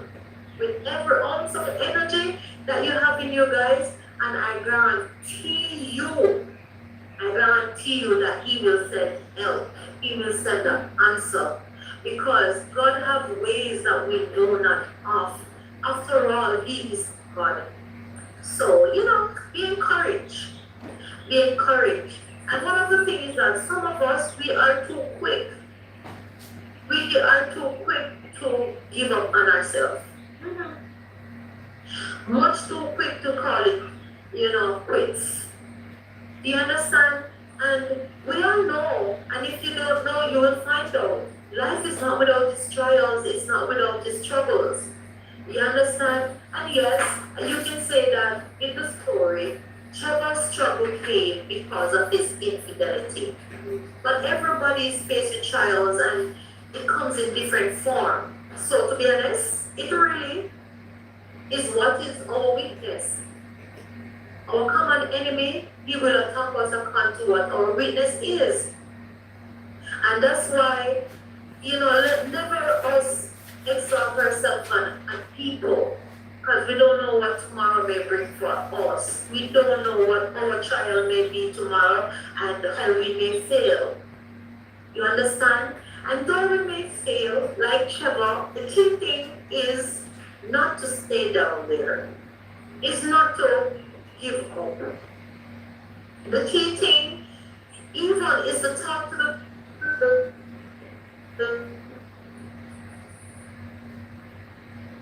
as if you're talking to a friend, a good brethren. You may not hear an answer and say, "Oh, Michelle." But in your own intellect and reasoning, the Lord will speak to you through your mind. And once you're genuine, because all He needs is the genuineness of the heart for us to really be genuine in whatever we do. You call on Him genuinely, He's going to answer. He will. We just need to pay more attention to what it is that we go through. Pay attention to signals, especially when we're praying. You should be expecting an answer. You should be looking for that answer. Don't just pray, make a bag of nice, and walk away. And tomorrow again, as something to you come back again, and it's like you forget what you prayed. Because you yourself didn't believe that the answer will come in. But once you believe and expect to get that answer and hold God at His word, because He wants us to know that, guys. He wants us to hold Him at His word. And then you do that, and I guarantee you, you will see how He comes through. Sometimes my mind is blown. And some of my best prayers are the ones where I feel fed up. Yeah, I feel so fed up, and I just tell it like it is. Just waiting my children are not here. My husband is at work because I work at home, and I go down and sometimes I don't even feel to pray. I'm being honest with you. And those times when I don't feel to pray, there is something that always comes back to my thought that I would hear at church. Whenever you don't feel to pray, that could never be the Lord. It must be the enemy. So what? You fight against it. You do the opposite of what your feeling is telling you to do. Like, I'm not here telling you, yes, it was a story, but no story comes from places and experiences. But now I'm sharing with you personally my experience. Many times I don't feel to pray and I just go kneel down. Sometimes I feel like I jump asleep and I fight the feelings and do the opposite. And that is when I experience some of my best prayer. When I become broken before the Lord. And then I don't even know, but God give me the strength. I started praying for things that on a normal day I don't even focus on. But what? The Lord, when you are sincere, He brings back to your memory that His Spirit shows you what you are to pray for. You don't need to be genuine about it. You just need to have that genuine desire of wanting to touch the Creator. To be honest with you, and like I said, when I'm here alone and when I have work to do or not, sometimes you, as a human being, you feel heavy.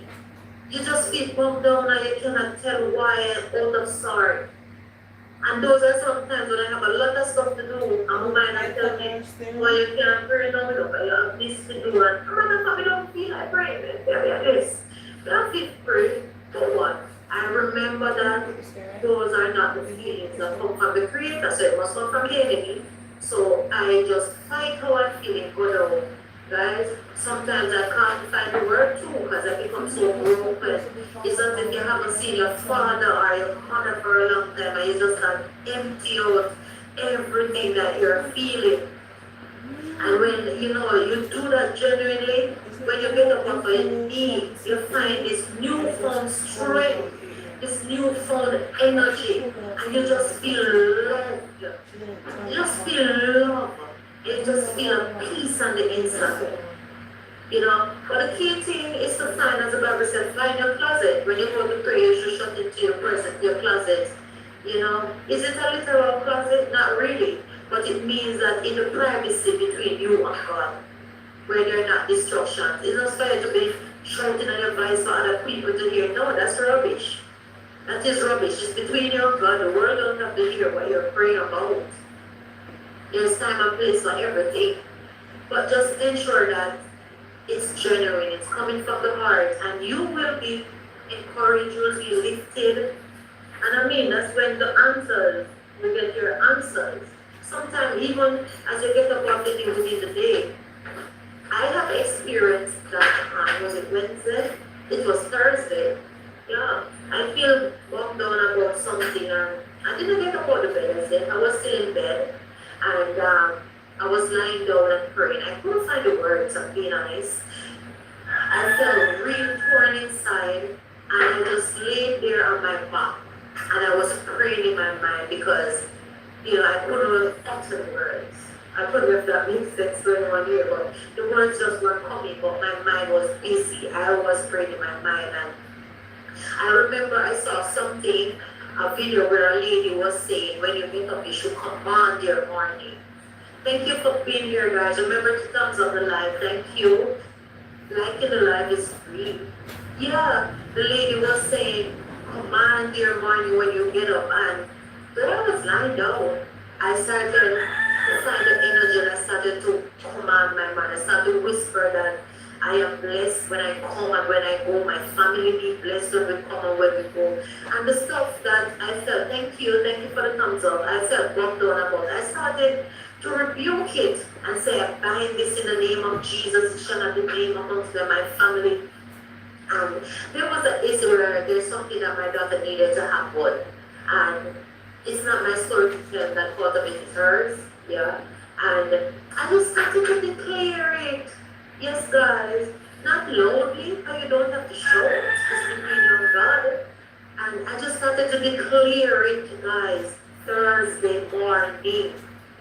Because after I prepared my son to go to school, or my husband jumped into school, and he went to work. Right? So I came back to bed. I was so early. It was after 6, it was to 7. And I started declaring and I said, Lord, bless her, answer her prayer, because I know my daughter will pray about some things. And I said, answer her, God, send her this according to, her field and whatnot. And I told you, I'm telling you today, guys, I get up feeling light, like I was answered. Afterward, I love to listen to the Bible often. Yeah, because sometimes, when you're reading the Bible, I don't know, for me, I get distracted, my mind starts wandering. So when I read the Bible up, I am more engaged when the audio plays, and it's like I'm seeing the whole thing and it registers more. So I was there doing that, and have some breakfast or whatever. Then guys, that was like in the maybe after 10 or so. My daughter came from her room to me in the living room and said, Mommy, I'm being asked to keep devotion at my family primary school and whatever. I cannot go into the details because it's her story. And I said, wow, that's great. And she said, boy, you know what would be nice? It would be nice if this particular thing that I'm praying about, before that time of keeping the devotion, it could take place. I turned to him and said, my daughter, we call her baby girl. I said, baby girl, all you have to do is continue praying and trusting the Lord. I didn't let her know that I was praying for her. I was praying about it. I just feel so revived that I was just encouraging her. Just continue praying to the Lord. And in His timing, He does all things well. And She said, yeah, agreed, agreed, been talking to you, whatever. So she returned back to her room. Alright. So I reached the point where I was still out there. I was working meanwhile, eating and a pattern and the TV, because I have something to do at work for somebody, so I started work. So she came back home. Not even, I don't think it was 4 3 minutes. Oh, guys, this, I cannot make up these things. When she came back home, I saw her eyes look red, and she, because she's emotional all the time. So she started crying. I said, what happened? And she said, what did I say to you a while ago after I told her the news that I have something to do with my farmer's school? You said that don't be good if you think that you're praying about, if it's even an answer leading up to it, whatever. And I was telling her that God is able. And she started crying, but I know my daughter, guys. I know that it was something good, it was so bad. She said, Mommy, and she just broke, she wasn't shouting, but her emotion, her tears running down, and she said, Mommy, it's not even 5 minutes ago since I spoke to you, and I have just got a call from such and such and such and such, to do such and such. And I said, what? And she said, yes. And I say, you sit and look at me from glory to God. You see how God works? You see how God works? But then she said something else that was so profound that I wasn't thinking about it at the time.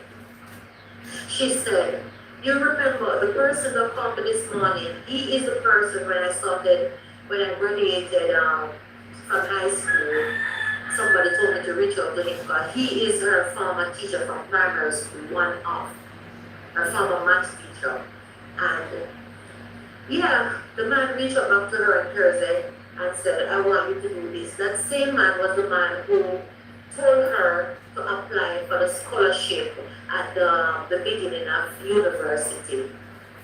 Yeah, coming out from the end of coronavirus, that's all. Yes, she applied, and I shared the story already where the university said they wouldn't be able to grant her a scholarship at this time because of the economic problem that we're going through with after the coronavirus, right? That same gentleman, after which, by what would you say, the following year coming out to the first semester, the university sent her a letter saying that the scholarship is granted to her and she just have to keep up her grade after her that same teacher from the primary school. However, when you do a scholarship in university, you have to do community service or whatever. So she did her community service at university. And this particular lady, after she got the call on Thursday, it was the same teacher who, helped her and told her about the scholarship in university. Now the same teacher called her on Thursday. Glory to God. Then again, the same person from the office that she was granted a scholarship, she was called again from that same person after much years. So the same opportunity, like I said, I'm not shocking because it's not my story to tell, and I'm trying not to give away her thing before she wants it to be known. So I reached to the point now where it's the same other thing. So she said, Mommy, do you realize that this is God? It's not even me, it's God. The same lineup of the scholarship for me to get when I was in university. It's the same lineup for the same very thing that I'm talking to the Lord about. And guys, a rush of hope and emotion took me over and I said, look at God. Remember, I follow the story now, guys. The same morning I was in bed, I could not find the words to pray. I was praying in my mind, commanding my morning and what have you. As I remember what the lady said, command the morning. And I did just that. Now glorify God, glory to God. And guys, I cannot make up these things. And I mean, eventually, I don't know if share to the family channel or who knows, we can not share the things that made me just come back here and talk about it. But it's just the awesomeness of God. So when I'm saying that, pray for what you want and talking to God again, especially when you feel like you're ready to quit and you like give up now. Pour out all of that hurt that you're feeling to the Lord. Genuinely. Yeah, just like the story a while ago. Right? So Thank you guys for coming onto the live. Be sure to like, share, and subscribe. And come back again for more Simply Michelle. Take care, everyone.